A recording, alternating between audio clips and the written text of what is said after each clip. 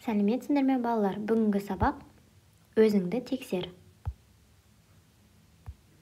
Білу, толық жүздіктерді кему ретімен ата және жаз. Бізге толық жүздіктерді кему ретімен жазу керек. Есімізге түсіріп алайық. 1 таңбалы, 2 таңбалы, 3 таңбалы, 4 таңбалы, немесе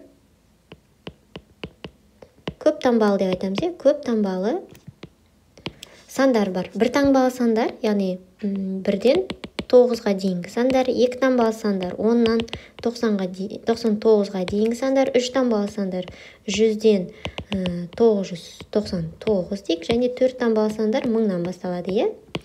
Өсу ретімен жазатын болсақ, біз 1-ден бастап 9-ға дейінгі сандарды ретімен атаймыз. Кішіден үлкенге қарай. Енді кему ретімен жазу үшін біз не істейміз? Ең үлкеннен бастап кішіге қарай ретімен жазамыз. Яғни 99, 98, 97, 96 деп солай жаза береміз. 1 таңбалы сандар бұл бізде бірліктер, 2 таңбалы сандар ондықтар, 3 таңбалы сандар жүздіктер, 4 таңбалы сандар мыңдықтар. Толық жүздіктерді кему ретімен жазу керек. Яғни ең үлкеннен бастап кішіге қарай атауымыз керек. Енді осы жердегі сандарды қарайықта толық жүздіктерді бірінші тауып алайық. 300, 700, 100, 1000 жатпайды толық жүздікке, ол 4 таңбалы сан болып кетеді. Ары қарай 400 және 200. Міне бізде 5 сан бар. Осы сандарды енді кему ретімен жазуымыз керек. Ол кему ретімен жазу үшін ішіндегі ең үлкен санды табамыз. Яғни мына алдында тұрған бірінші сандарға қараймыз. Ол бізде міне 700, яғни 700-ден бастап. 700, 7-ден кейінгі сан ең үлкен, ол бізде 400, ары қарай 300, содан кейін 200, содан барып 100. Шамаларды салыстыр және өсу ретімен жаз. Бірінші есімізге түсіріп алайық. 1 дециметр ол бізде 10 сантиметрге тең екен есімізге сақтап алайық. Енді мына берілген шамаларды қарайық. 1 дециметр 1 сантиметрді сантиметрге айналдырсақ қанша болады? 1 дециметр 10, яғни бұл жерде бізде 11 сантиметр. Келесі 45 сантиметр бар. Содан кейін 5 дециметр 6 сантиметр. 5 дециметр 6 сантиметр. Бұл бізде қанша? Бұл жерде 50, сонда 56 сантиметр. Келесі 9 дециметр, яғни 90 сантиметр. Және 5 дециметр 4 сантиметр. 50, бұл жерде, яғни бұл жерде 54 сантиметр. Енді осы сандарды не істеу керек? Өсу ретімен жазу керек. Яғни кішіден үлкенге қарай жазуымыз керек. Ең кішісі бізде 11 сантиметр, 11 сантиметр. Келесі 11-ден кейінгі үлкен 45, 45 сантиметр. Одан кейінгісі 54 сантиметр, және 56 сантиметр, және соңғысы 90 сантиметр. Енді салыстырайық. Мысалы 1 дециметр 1 сантиметр 45 сантиметрмен салыстырайық. Яғни 1 дециметр 1 сантиметр кіші 45 сантиметр. Өйткені бұл жерде бізде 11 сантиметр. Сөйтіп қалған шамаларды бір-бірімен салыстырып шығыңдар. Түсіну. Есепте бірдей мысалдарды тап. Бұл жерде міне біріншісін қарайық. 200 қосылған 300. Біз айттық, 3 таңбалы сандар бұл бізде жүздіктер. Яғни бұл жерде 200-дік және қосылған 300-дік. Ол бізде мынаған сәйкес келеді. 200-дік қосылған 300-дік тең болады 500-дік. 500-дігім ол бізде 500. Келесі 65 қосылған 12 бұл бізде 2 таңбалы сан, яғни 2 таңбалы санда ондық және бірліктен тұрады. Бұл жерде 6 ондық 5 бірлік бар. 6 ондық 5 бірлік қосылған 1 ондық 2 бірлік. Яғни мынаған сәйкес келеді. Сонда қанша болады? Тең болады 77. Яғни 7 ондық 7 бірлік. Келесінде дәл солай екі таңбалы сан, яғни 1 ондық 5 бірлік қосылған 2 ондық қосылған 5 бірлік.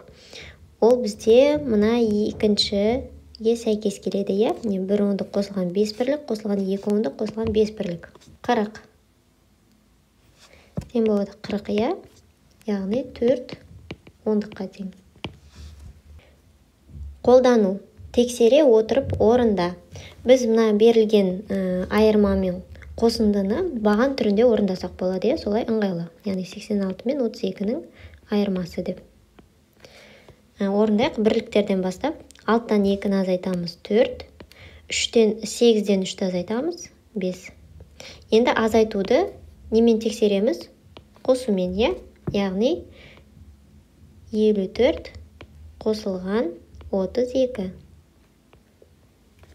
4 пен 2-ні бірліктерден бастап қосамыз. 4-ті 2-ге қосамыз 6, 5-ті 3-ге қосамыз 8.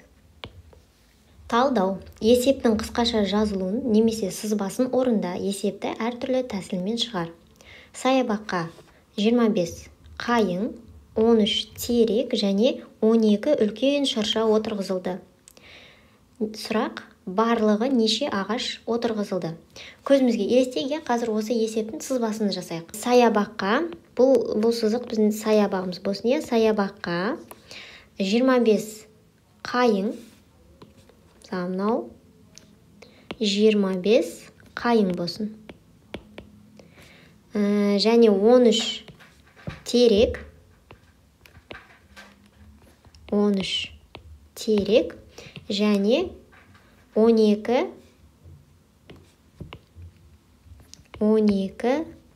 үлкен шырша отырғызылды. Бізге есепте нені табу керек? Яғни мына саябаққа барлығы қанша отырғызылғанын табу керек. Енді бізге бұл есепті әртүрлі тәсілмен шығару керек. Ең бірінші осы берілген есептің қысқаша жазылуын жазып алайық. Яғни бізге не белгілі? Яғни берілгендерді жазамыз, е? Міне қайың 25 деп, терек 13 және шырша 12. Бізге нені табу керек? Барлығы қанша ағаш отырғызылғанын табу керек. Енді әртүрлі тәсілмен шығару керек. Есте аламыз. Бірінші терек пен қайыңды қосып алып, содан кейін барып, шыршаны қосуға болады. Екінші тәсіл, керісінше, мына терек пен шыршаны қосып алып, содан кейін қайыңды қосуға болады. Немесе үшінші тәсіл, бірінші қайың мен шыршаны қосып аламыз да, содан кейін барып теректі қосуға болады. Осы үш тәсілді жазып, жауабын жазыңдар. Жинақтау өрнекті жазып, олардың мәнін тиімді тәсілмен тап. Бірінші өрнекті қарастырайық. 50 мен 23 сандарының қосындысына, яғни мына екі санды қосу керек, қосындысына 17-ні қос дейді. Ал жазайық. 50 мен 23 сандарының қосындысына 17-ні қос. Бұл жерде біз қосудың терімділік қасиетін қолданамыз. Яғни кез келген қосылғышты өзара біріктіріп, біз қосылғыштардың орнын ауыстырып, қосуды орындай аламыз, е? Бұл жерде бізге 23 пен 17-ні қосып алып, оны толық ондыққа дейін толтырып алып, содан кейін барып 50-ге қосқан ыңғайлы. Яғни 23 пен 17-ні. 50-ге 23 пен 17-ні қосып алайық. 23 пен 17-ні қоссақ, 40 болады, е? Енді 50-ге 40-ті қоссақ, 90 болады. Бағалау. Есептеуде қате бар ма? Қатесі жазып, дұрыстығын тексер. Бірінші 56 мен 28-ның қосындысын қарастырайық. Бірліктерден бастап қосуды орындаймыз, е? 6 мен 8-дің қосындысы 14-ге тең. 4-ін жаздық, бірі ойда. 5-ке 2-ні қостық, 7, ойымыздағымен 8. Сонда 56 мен 28-дің қосындысы 84-ке тең. Енді бізге дұрыстығын тексеру керек. Дұрыстығын біз мына қосуға кері амал азайтумен тексереміз. Яғни 84 алынған 56 деп. 4-тен 6-ны азайта алмаймыз, сондықтан 8-ден 1 ондық сұрап аламыз. Енді бұл жерде 14 болды, е? 14-тен 6-ны азайтамыз, 8. Енді 1 ондық сұрап алғандықтан 8-де 7 ондық қалды. 7-тен 5-ті азайтамыз, 2. Қалғанын дәл осылай орындап шығыңдар.